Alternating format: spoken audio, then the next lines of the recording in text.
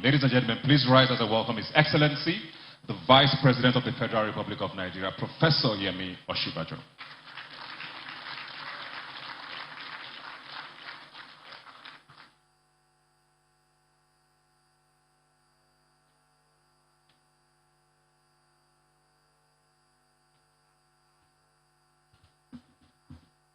Thank you very much. Please sit.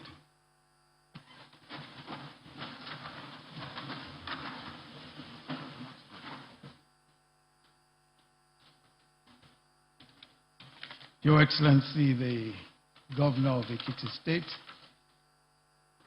and Chairman of the Nigerian Governors Forum, Dr. Kayode Fayemi, and my dear sister, his dear wife, Erelu Bisi Fayemi. Your Excellency, the Governor of Lagos State, Babajide Sanwo-Olu,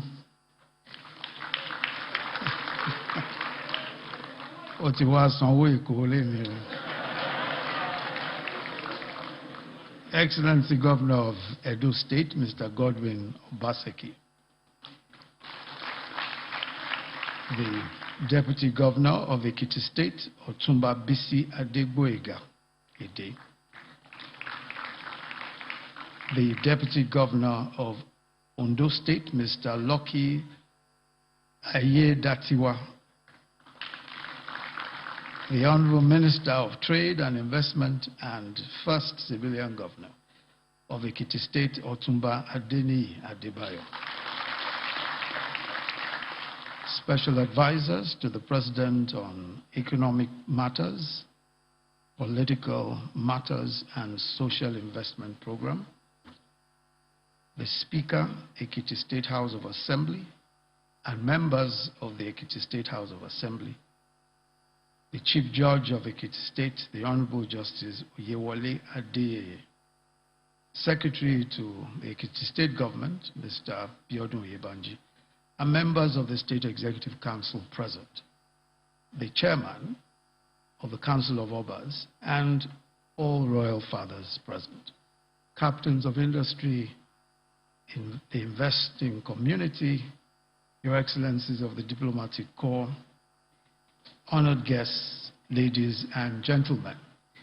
Ekiti Keteo. Ekiti Keteo. And that other thing that His Excellency said, I'm not so sure how I'm learning. Governor Fayemi, thank you very much for the kind invitation to join you at this third Investment and Economic Development Summit and the third anniversary celebration of the government of Ekiti State. Congratulations. And my gratitude for the warm and generous hospitality of Her Excellency Erelu Bisi Fayemi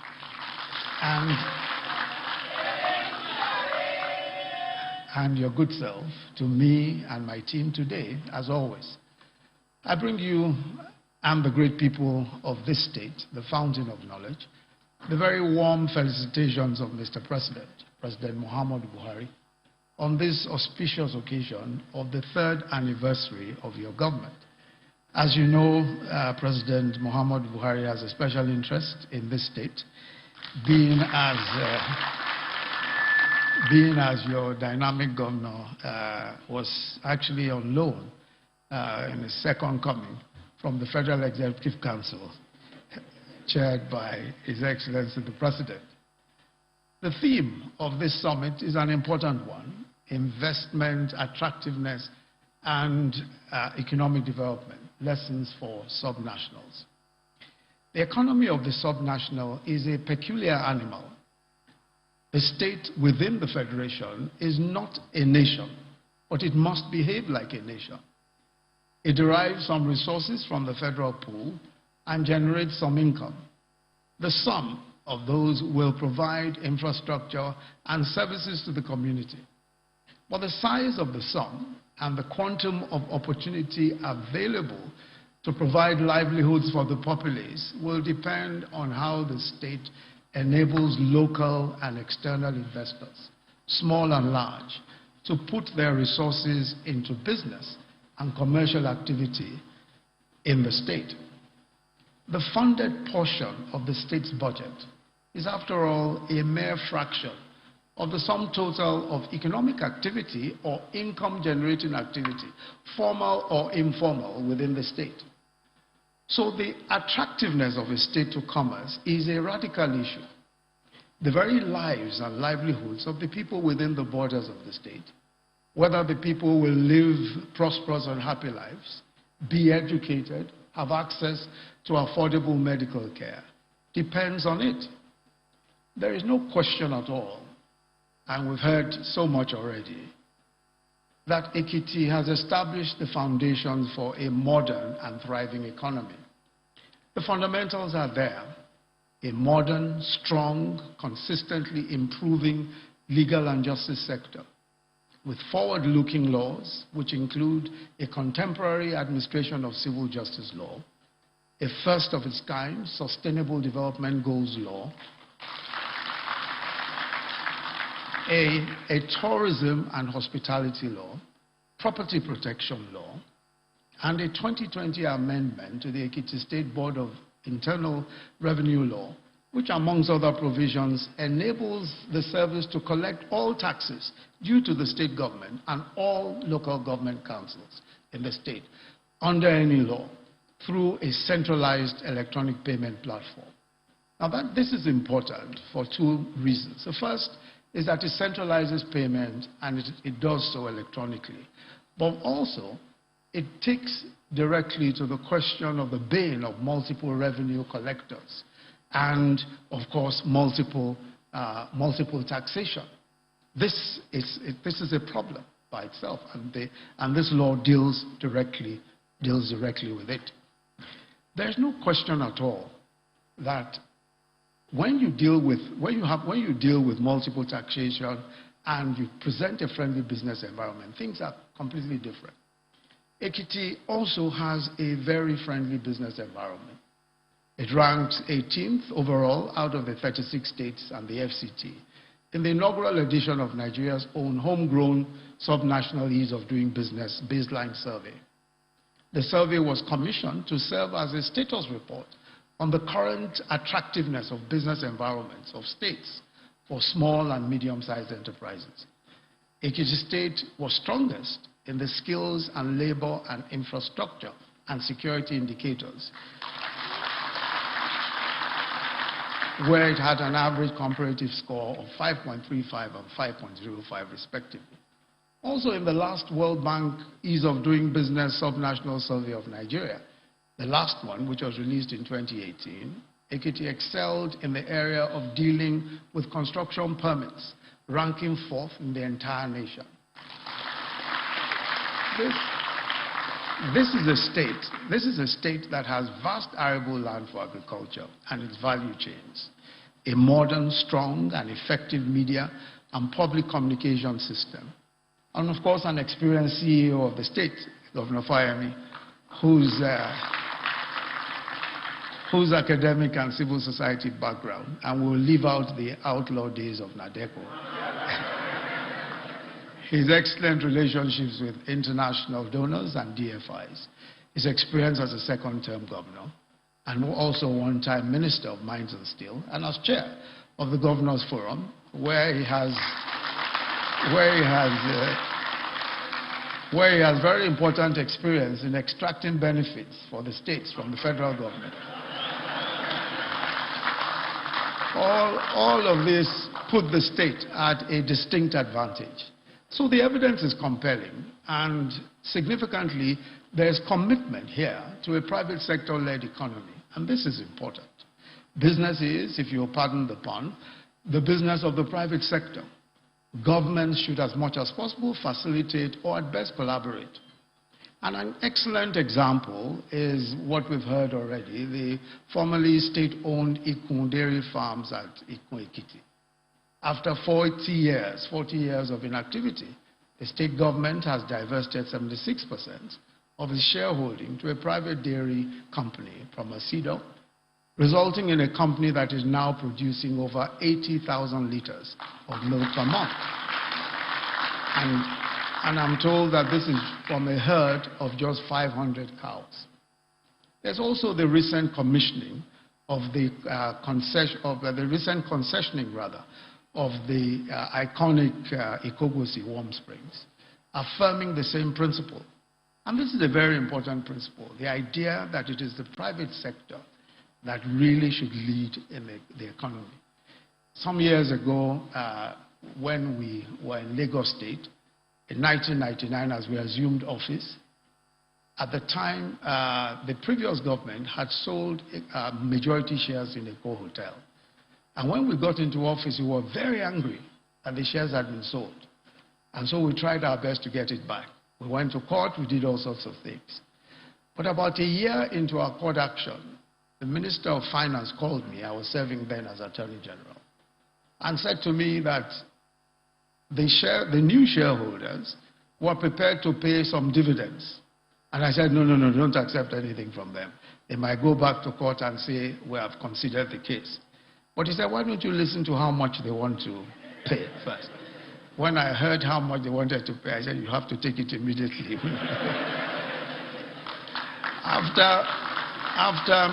The truth is that after many years of the state owning Eko Hotels, owning majority shares, we had made no profit, none whatsoever.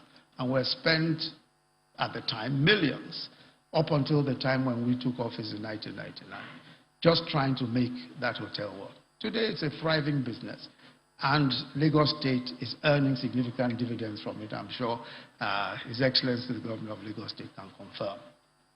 So the private sector-led model is obviously the best, and I think that this is absolutely the right way to go, as the Governor has indicated. There are several investments also in the agro-allied value chain, and we've been told about JMK Foods, an integrated rice mill, the FMS Farms, Promise Point, and Arog Limited, all with starch and ethanol production plants using cassava feedstock, and the Egbeja Farm, an export-focused snail farm. And there's a growing technology startup ecosystem with companies like KeenPlus Technologies, a software and web development company, building applications and enterprise promotion software, and also focused on talent development. I'm told there's also JM Tech Center, a research and technology institute, which has just been recently launched in Ekiti. All of these are thriving businesses, modern businesses that are functioning here because the environment has been provided for them to succeed. But Your Excellency, 2 Saturdays ago, I represented Mr. President at the swearing-in ceremony of the new president of the Sao Tome and Principe Republic. As I sat in that well-appointed hall and took in the solemn grandeur of the oath-taking of the new democratically elected president, I reflected. Here was a country whose GDP is $472 million, $472 million. And it's a nation. It has 1 vote in the United Nations, just as we have. Ekiti State has a GDP of $2.8 billion, 5 times the size of the GDP of the nation of Sao Tome and Principe. But it's not just Sao Tome and Principe. Ekiti's GDP is higher than that of the nation of Gambia.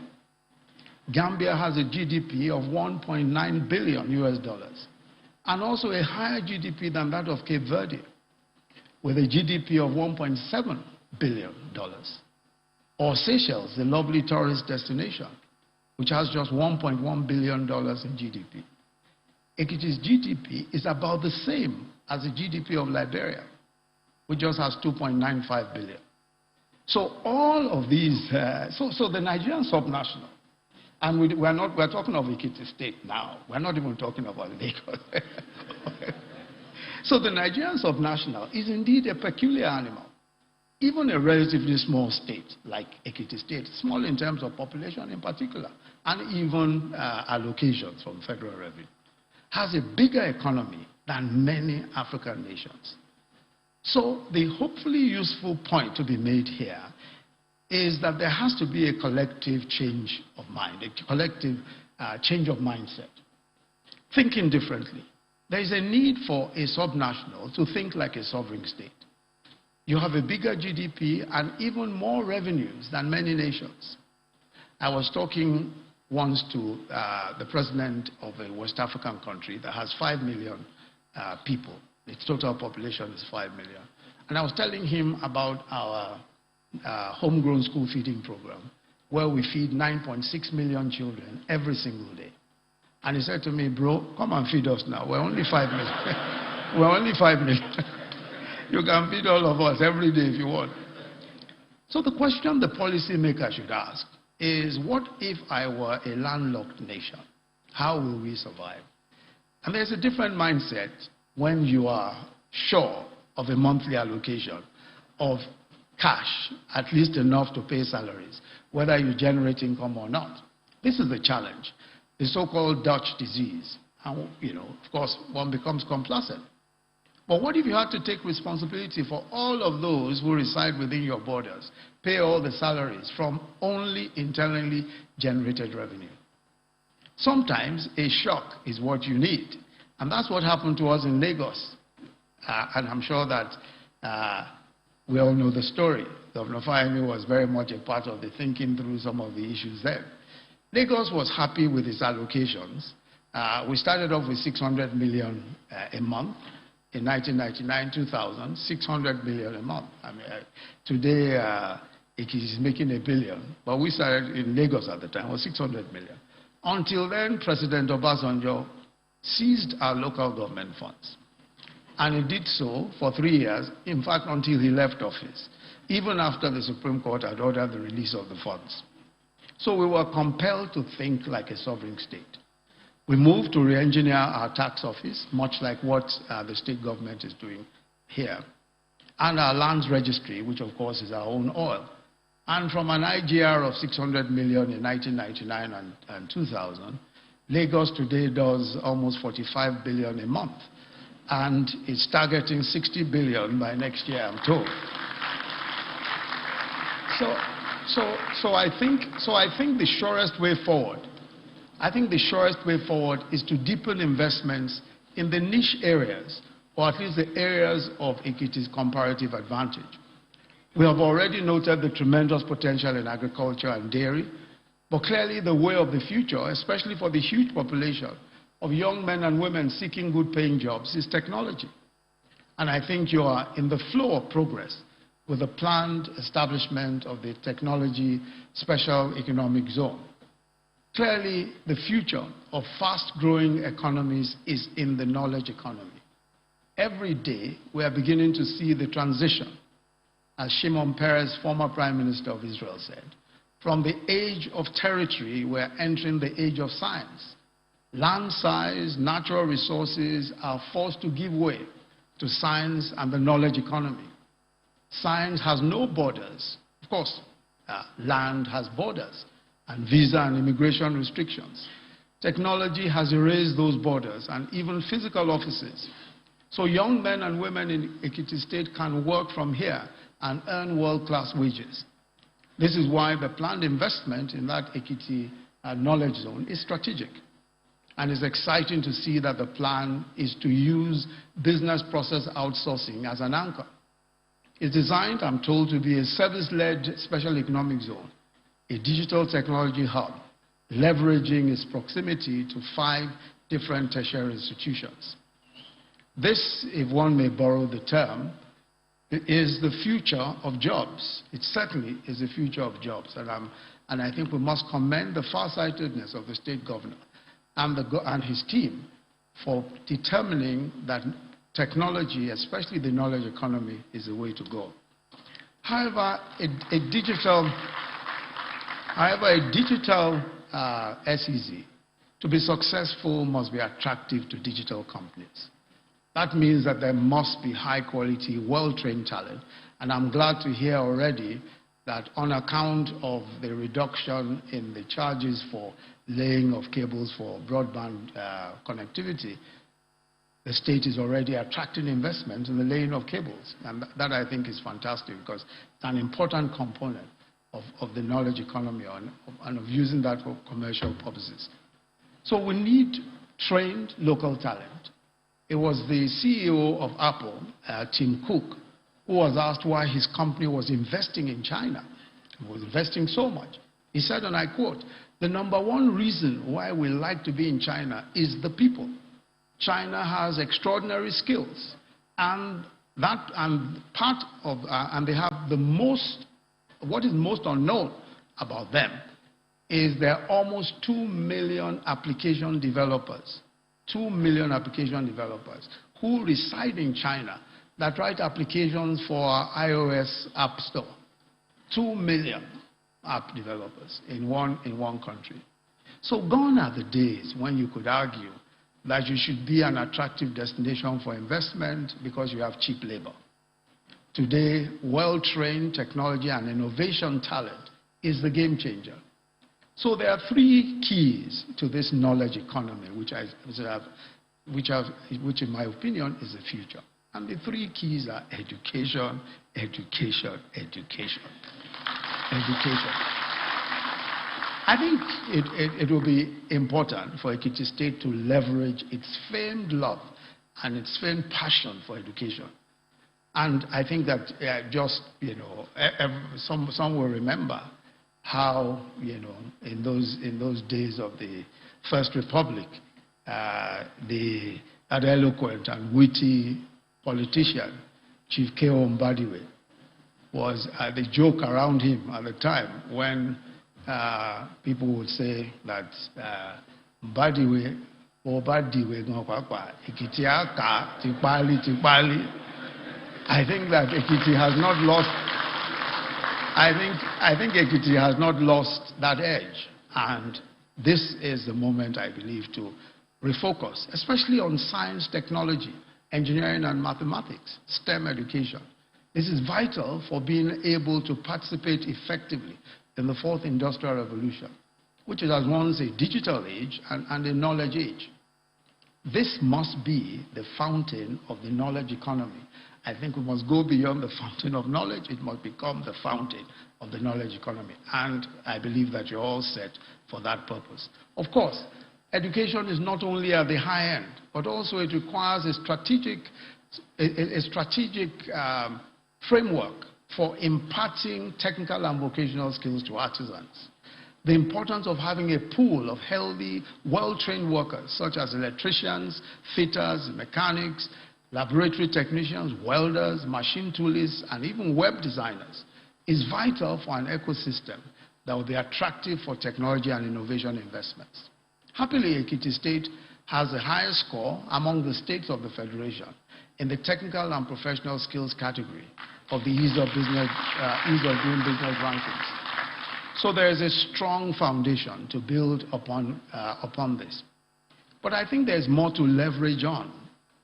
For example, there is tremendous potential for the development of a whole medical education and healthcare industry around the huge private investment in the iconic Afe Babalola University and the Aboard Multi-System Teaching Hospital. And I know that the state was helpful in providing access roads and I believe some other facilities when that campus was being developed.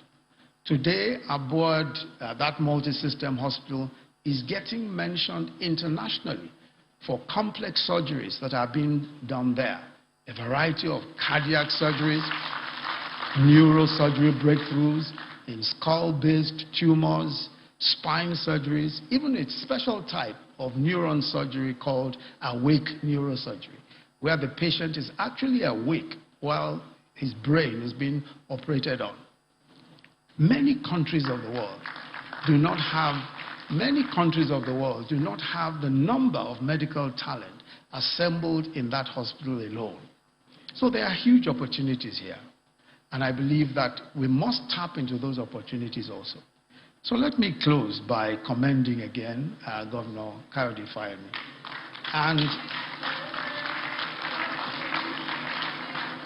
and the excellent team that you lead. Your Attorney General, my dear friend, was with us in leading a team of Southwest Attorneys General And after showing us all that he had done in Ekiti State, I had to remind him that he actually came from Ogun State. That is, of course, he would argue about that. So I must commend you for leading a focused and value-sensitive, modern and well-informed approach to governance. So much has been done. So much has been done, but much remains to be done. And on your 3rd anniversary in office, I pray that you will finish well and finish strong, and that this state and its great people will continually enjoy peace and prosperity. God bless you all. Thank you.